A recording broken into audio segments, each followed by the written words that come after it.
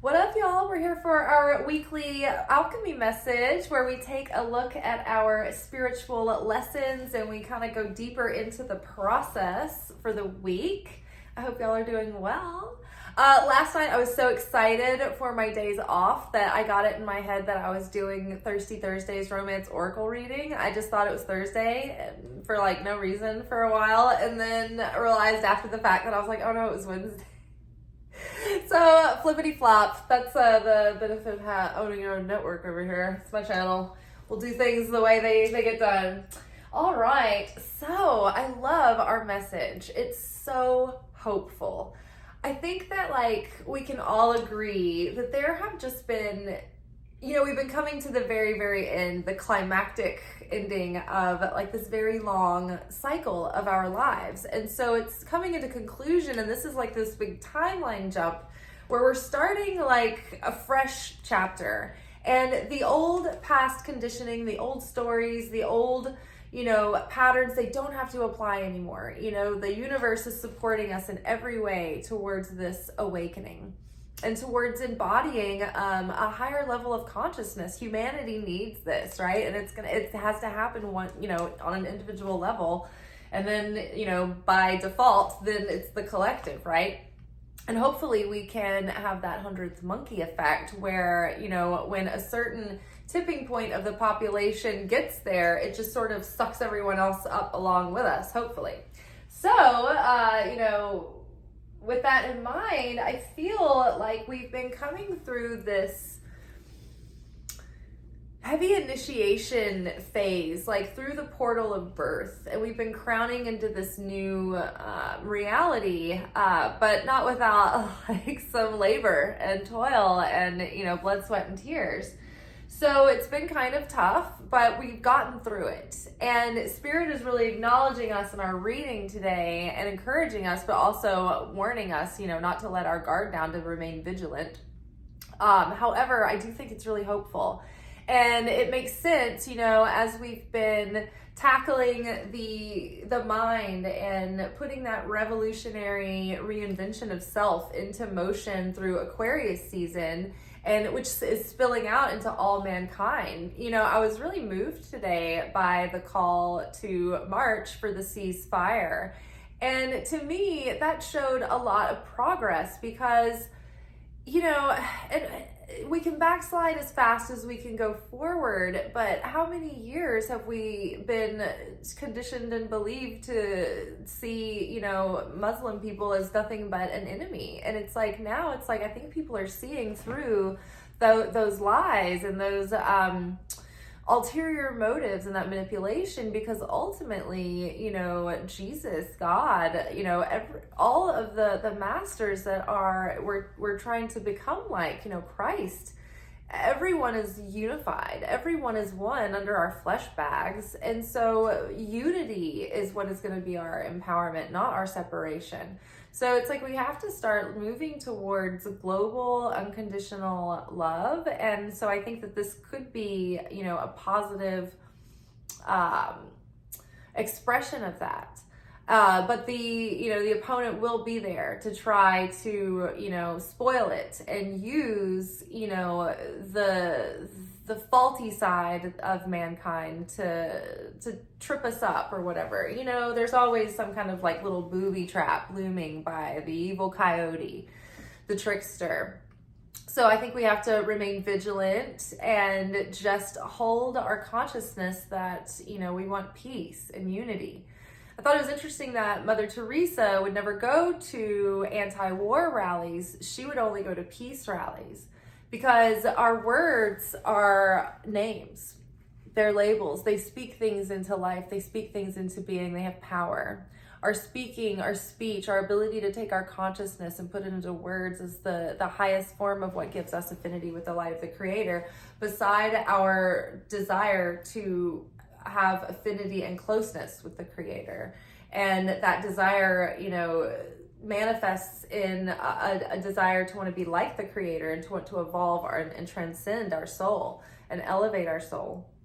So, as a whole and as individuals, we're all coming to this kind of final scene in the movie, in the trilogy kind of thing, and we're maybe in that first episode, or I don't think we're like second episode, third episode in yet, but so I think it's really interesting. I think lately, now that things have been coming to the surface in our consciousness about our own unconscious patterns and conditioning, I think that and even being able to unpack the details of how that manifests day to day, it's been intensely and incredibly, insanely liberating to the our energy and our ability. It's unblocking. And so I think a lot of people have been, feeling like they could finally get over the hump of something, maybe like a confidence issue or just like things that have been holding them back recently. So it's great. It's really good. It feels really good. So we're embodying this. We're beginning to walk into the moment, the threshold where we're going to start embodying this new consciousness, this new sense of self in our material, in our physical, in our flesh as we show up in the world.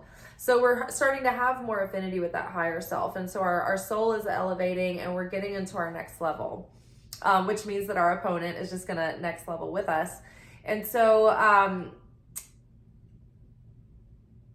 this initiation is currently taking us through Pisces season, where we're deep diving into the subconscious and to our unconscious, into our feelings, into our dreams. And we are reflecting deeply on how all that we've come through, not just this year, but like just up until now, and processing what that means and starting to embodiment, starting to have that level of that like an elevated level of consciousness than we were in. And so think of it as a video game. It's like we're getting to like go to the next level. So it's very exciting, but don't get too haughty yet, because we're not without challenge and we're not quite out of the woods yet. So let's get into the reading and we'll go more into it. So from the Wild Unknown Alchemy deck, we've got Iosis, or the reddening, followed by Melanosis, or the darkening,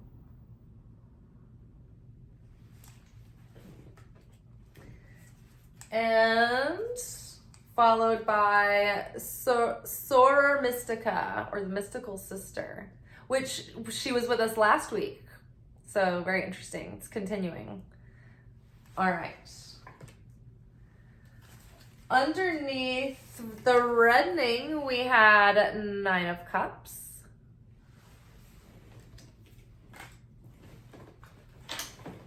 Giving us more clarity and insight on the darkening, we've got 7 of Wands, which, like, this is my husband. I love this man. He's my prototype.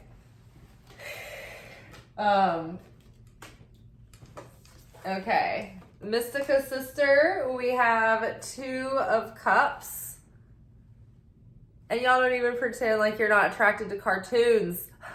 We talk about this all the time at work. I know which cartoon everyone is attracted to at work, and I also know which cartoon, even animal forms of cartoons, that they had their like prepubescent sexual awakening crushes on. I mean, like, this is how like deep servers get at work, because we have a lot of time and shifts on our hands. But we're fine. We're not perfect. All right. And then kind of at the bottom, looming at the bottom of all of this, you guys, we have the little devil card. Look at that, spinning that web, just waiting for us to leave a little crack open to let the opponent in to pull our strings. The ego is the easiest string, if you think of ourselves as little meat puppets, if we lose our consciousness, for the opponent to get in and pull the strings. And it gets in through these little tears and cracks where we leave room for temptation. And that temptation can take us into illusion, fantasy, getting drunk on potential, or, just falling into, addictions and wasteful tendencies even, or being bound by thought habits or emotional habits, all illusion, right? The opponent's favorite trick and best trick is to make you believe that the opponent doesn't exist. And it's better that we know the tricks of the opponent so we can learn its ways and anticipate, If you think of it as something that you're never going to shake, it's like, well, you want to know how to take on your nemesis. And so the opponent's job in this life is to try to thwart our light and potential and suffocate our gifts and steal our light. And our job, that is supposed to entice a desire, that lack, that separation from that light is supposed to entice a desire for us to chase that light. And the only way to connect more with that light is to become more like that light. And so it causes us to have a desire to want a connection with the light of the Creator. Now, if we're falling under the illusion, we think that the flesh vessels that we see that we want, the material vessels, are the fulfillment. But really, it's the light of the Creator that's the fulfillment. That's what gives us the validation. That's what gives us the permission, the courage, the support. We understand as we create that relationship with the Creator that's also what gives us favor and fortune and blessing and health and harmony and flow and, oh, please, right this way. Oh, you know what? We have room for one more backstage. Like, why don't you, you know what I mean? That kind of luck and that kind of like flow that you can get in, the Goldilocks zone, the miracle zone, that is all when you are really tapped in and in affinity with the light of the Creator and connected with the Creator. And so that gives you this confidence that like you start seeing and relying and trusting the Creator because you get into all these storms the opponent brings you, but the less you believe in the illusion in front of you, the more that you see that you're just in a simulation, a game, that the Creator is like what's flowing through everything and you can activate it as soon as you make that connection and, are able to trust and let go and feel worthy and, take the action, right? That's the game of life. It's to elevate our soul and correct our tikkun, which is where we've been off balance or created negativity through our lifetime. So we balance that out, Our job in this life, in this material world, is to do the spiritual alchemy of turning what would be darkness and evil, perpetuating through, the cosmos. We take that, we transmute it into light and creation and love and goodness. And so that's what elevates our soul. That's what gives us elevated experience. That's what gives us, takes us to the next level. That's what we call building the vessel. And we earn the light. And when we don't earn the light and we take the light that we don't earn, that we don't do anything for, we don't earn the wisdom and the discernment through it. It's like it gives us it's like a high and then we get a crash. It creates chaos. It's like we rack up spiritual debt with interest. It's like a credit card. And so when we earn, fulfillment through our connection with the light and we trust that, and then everything else is a bonus and we're just like, this is great. It can come and go. It doesn't make a difference because I'm so marveled at my connection with the light. And I have that on a constant basis. And I know that the light is my provider and my protector and all my opportunities. The light is my bank account. The light is my publicist. The light is my algorithm, right? When I really believe that and understand and let go, then I can get out of the way and I can trust and discern that light when it's guiding me and giving me positive impulses. And then I can easily detect the feeling that is so opposite, which is the opponent, which wants me to react out of panic or lust or temptation or hunger or pride or anger, resentment, hostility, shame, guilt.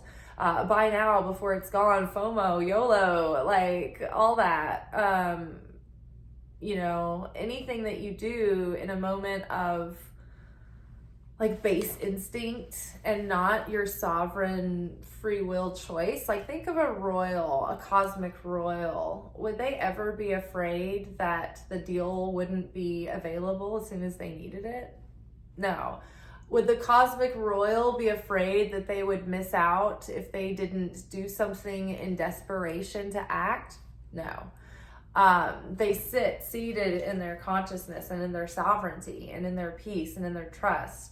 And when they know that it is the right time to act because it is intentional and on purpose and because that has been a consciously made choice. That is a cosmically sovereign action. That is a free will choice. But otherwise, we're at the mercy of the opponent pulling our strings in our, in our flesh suits. And so that makes us open for other people's demons to come in when we're not conscious and fuck with them the way that the demons are just waiting to. And that's how other people are taken over by your demons and they're fucking with you. And you're like, are they pulling the strings and just telling this person what to say and what to do right now? It's like, yes. And when you realize that you're in the simulation and life is this play, like this game, right? And you understand what each level, when you're in it, you're like, oh, okay. It's almost like that at those escape rooms. You're like, I see the theme going on now. I'm following the clues. I'm seeing what's giving me keys to get through, to get out of the chaos, to dissipate the chaos, right? So the reddening is this acknowledgement that there is so much potential and vitality. This is a very life-giving part of the creative process and our vibrational and creative, spiritual and mystical generation right now. The balance of the masculine and feminine energies here, and that's like the serpent, the kundalini energy, the vitality and the redness of blood. So this is about fertility. This is about creative potential. And this is about that blessing juice that we've been talking about recently. That surrounding light is gathering. The blessing is like pushing through, right? It wants to come in to being.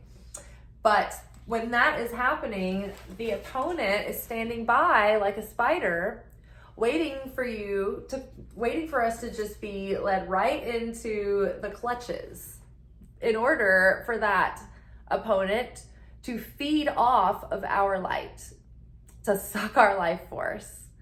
And so the opponent wins our light when it trips us up into initially, it catches us in the web with the masculine Satan's initial trick, which is the initial slip up, the initial loss of temper, act of pride, lust, like great power grabs. That initial, whatever the mistake was, it doesn't have to be grandiosity. It could be, oh, I'm such a victim. Like everybody, like I'm going to suck your energy with like making you have a pity party for me. Like that's a sin as well. And so the opponent will get you to initially trip up. And then it's not to say you can never express yourself in solemn, genuine authenticity, but like you need to do that in proper times and places, and consciously also, not just like spewing it everywhere as a life choice and a lifestyle. So the opponent, initial trap. I fucked up. I made a mistake. Initial trap. Are you going to recognize that mistake and choose to learn from it and be changed and have remorse and atone and realize where you've done wrong, have true remorse and empathy, and then make a change? Then you can let it go and not feel like you can be transformed and you can take a step forward out of it, or you can start feeling like shit and do nothing. And that's where the female energy, the feminine Satan comes in. And that's when that little voice is like, oh, you're worthless. You don't deserve anything. Feel shame, guilt. Like, it's not that you shouldn't feel remorse. Remorse is different. Remorse is constructive. But guilt and shame, that cuts us off from the Creator. That was the fall of all the souls of mankind in Adam and Eve, leaving the Garden of Eden. And that's when we came into the material world from the more unmanifest realm, like the Barbie movie, the perfection realm, where there's no fear, there's no insecurity, right? The moment that shame started to creep in, that doubt, that fear, they fell. She had to go to earth, right? To correct, to figure out how to solve, right? And earn her way back to Barbie land, where she didn't have cellulite anymore. That movie was genius, right? So there's all this potential right now to come in, and there's so much potential for all of our like dreams and our manifestations to come through soon, very soon, in this next level, right? The Nine of Cups is our dreams. it's our wish come true. Soon fulfillment will come to you. So just be ready and on the lookout for the opponent sitting there with a web woven, and you know it's like you can see right through it, but also it's hard to see, you know. You know, when you know what you're looking for, you can catch it, right? So following, we have the melanosis, the darkening. This seems like it would be ominous and brooding, but really this is the depth. This is the maturing of that comes from the work coming through it, right? That raven, you know, it can be a death and rebirth symbol. It can be a symbol of protection and magical energy surrounding you. So, and it's like a portal, right? A moment where you're going from, you know, one level to the next, from one realm to the next. So crossing this portal into this darkness, this depth, this richness, right? This dark pearl here, it's like the wisdom that has been gained through the fire, through the death and rebirth. So this is actually really good. It's like a maturity, a strength growing, right? It's showing the progress through the process. So that paired with the Seven of Wands, the Seven of Wands card tells us that we have everything that it takes to persevere through this challenge. That we aren't going to face anything that we're not capable of getting through. But not only that, it's that we've done the work and we're capable. We have the wherewithal, we have the strength to get through this and to overcome all the things that have been keeping us caged in and pinned in. And we're breaking through, and we're breaking through old patterns and limiting beliefs and, you know, blocks that have been holding us back. But it's going to be coming through the other side of this initiation, letting go of the feelings that close off our vessel, that contract us, that shrink us, which are fear, lack, doubt, and then those secondary emotions of you know, hostility and resentment and sadness and anger and jealousy and despair, and those things that result from fear, lack, and doubt. So we're trying to overcome those and release those and dissolve those and let go and rise above, so that we're not starting this next cycle carrying all that baggage. We're walking away from all of this emotional intensity from past situations. We have been processing that, and that's what this purge is helping us do in Pisces, but we're not like continuing to carry it with us. And so part of what this test is looking like this week, this Soror Mystica, and this has been going on for a couple of weeks, this is like one of the things, the key things that will keep us separated from our blessings is being in a state of separation with those around us, with, you know, in separation within and separation without. The creator is whole, is unity, is oneness. And so if there is dissension, at the very least, try not to create more separation and dissension. Try to work towards unity in all situations and just choosing peace. And that is going to be difficult because, as we see, this has not been easy. However, like, this is a chance to deepen that connection and strengthen that connection with the creator through regular prayer. You know, I just heard a great video that my Kabbalah teacher, David Guillaume, did the other day. He has really great reels on Instagram. His name's David Guillaume. I think it's like Ghyam. But he was talking about how, oh shoot, I forgot what is, no. It had to do with the unity, cutting ourselves off from our blessings, but oh well, it'll come back to me if it needs to, but maybe you'll know what I was going to say and then you'll see it, watch it. But yeah, we want to nurture our connections and our bonds with people who are close to us, right? That is like under the influence of Venus, right? That's our love, our security, our close loved ones, the things that bring beauty into our lives, our security, and it affects our finances as well. So when we are in separation, we cut ourselves off from our blessings because we're cutting ourselves off from having affinity with the light of the Creator. So Mystica Soror, or mystical sister, is like there are some people in your life that you have a bond with that are like easy to talk to because they compassionately listen without judgment.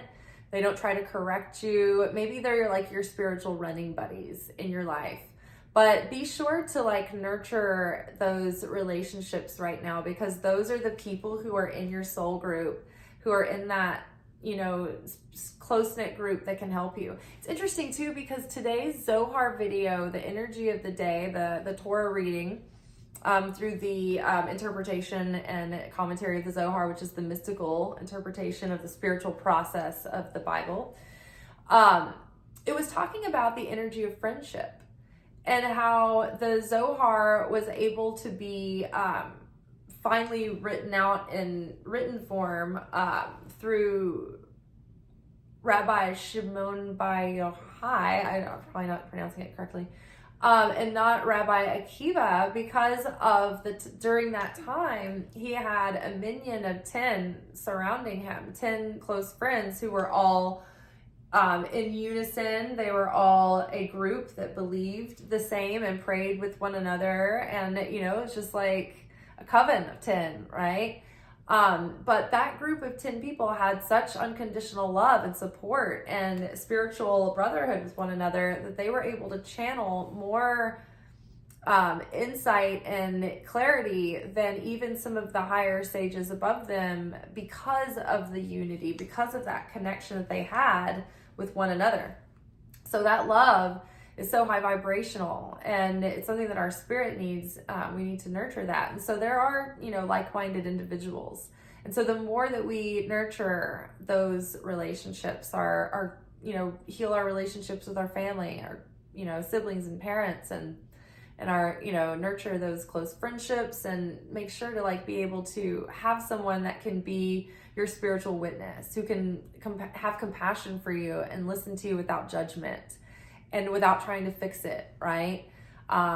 You know, someone you can be vulnerable with, that it's safe to vent to, that, you know, won't have like unintended consequences, right? Someone you can purge the vessel with every day or often.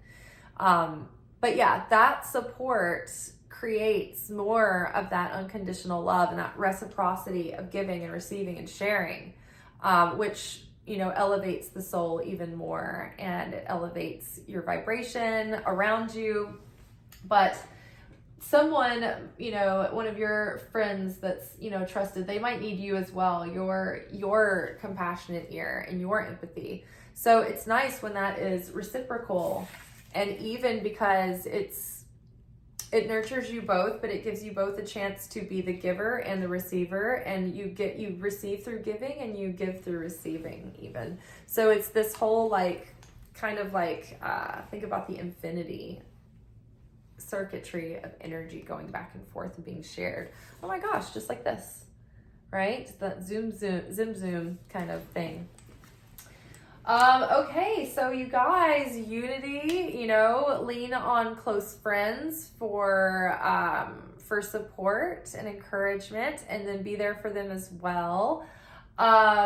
Seek unity even in the midst of difficulty to do that. If it's the harder it is, the more miracle juice it will reveal, the more light it will reveal, the more it's like it's a more precious sacrifice, right? You don't want to give it up. So the more pristine and precious and the more value you put on the sacrifice, the more power it releases, right? So yeah, a next level is close. This is that testing ground that is asking us not to settle. Don't give up. Don't resign yourself to despair. Don't throw it all away by losing your temper, or, you know, making a desperate move to try to secure a deal or something like that. Just don't be reactive. Be guided.